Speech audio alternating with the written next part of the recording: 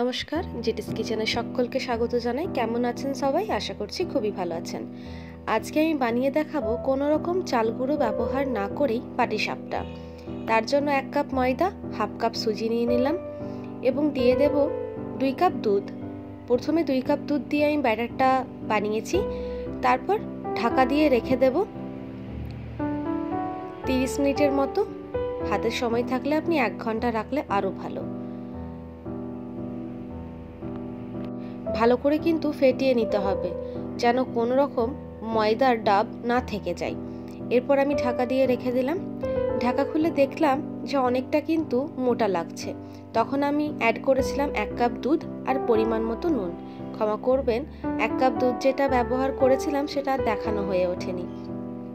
তারপর আর কি ভালো করে মিক্স করে রেখে দিলাম। এরপর ফ্রাইং প্যান গরম করে নিয়েছি। অয়েল ব্রাশ করে নেওয়ার পর হাতার সাহায্যে এক হাতা করে দিয়ে পুর দিয়ে রোল করে নিলাম। একবার ব্যাটারটা দিয়ে দেওয়া হলে 30 সেকেন্ডের মতো অপেক্ষা করবেন। ওপরটা যখন একটু শুকিয়ে আসবে তারপরেই আমরা পুরটা ব্যবহার করব।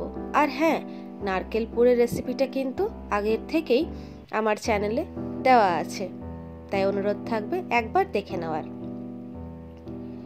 আমার এই ছোট্ট চ্যানেলে যারা নতুন, চ্যানেলটিকে সাবস্ক্রাইব করে পাশে থাকা বেল আইকনটি ক্লিক করে অল নোটিফিকেশনটিকে অন করে দেবেন।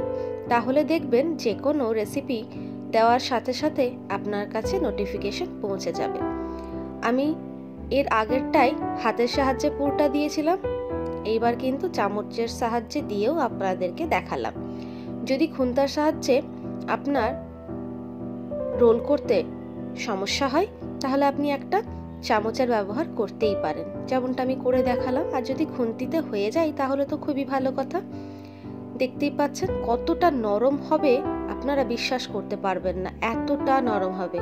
কারো যদি দাঁত না থাকে না, সেও কিন্তু এই পিঠেটা অনায়াসে খেতে পারবে। আর একটাও কিন্তু ফ্রাইং প্যানের মধ্যে আটকে যায়নি আর ভেঙেও যায়নি। একটু লাল লাল করে ভেজে তুলব প্রত্যেকটা পিঠেকে। পরের ভিডিওতে কিসের রেসিপি দেখতে চান অবশ্যই আমাকে জানাবেন কমেন্টের মাধ্যমে। ভিডিওটা ভালো লাগলে একটা লাইক করবেন, পরিবারের সাথে শেয়ার করবেন। এক এক করে আমি প্রত্যেকটা পিঠে কিন্তু করে নিচ্ছি। একটু পাতলা ব্যাটারটা হলে কি হবে, দাঁতে লাগবে না, মোটা হলে দাঁতে লেগে যায়। তো চলুন এক এক করে প্রত্যেকটা পিঠে কিন্তু করে নিলাম। আমি একটা দুটো নয়, কয়েকটা পিঠেই দেখালাম যেন আপনাদের বুঝতে সুবিধে হয়। যতটা সহজ এই পাটিসাপটা পিঠেটা বানানো, ততটাই কিন্তু টেস্টি।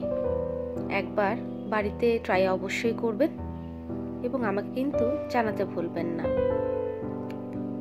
আর প্রত্যেকটা পিঠে কিন্তু লাল লাল করেই ভেজে তুলবেন, তাহলে দেখবেন টেস্টে আরও বাড়বে। চলুন দেখা হচ্ছে পরের ভিডিওতে নতুন রেসিপির সাথে। সুস্থ থাকবেন, ভালো থাকবেন, সাবধানে থাকবেন।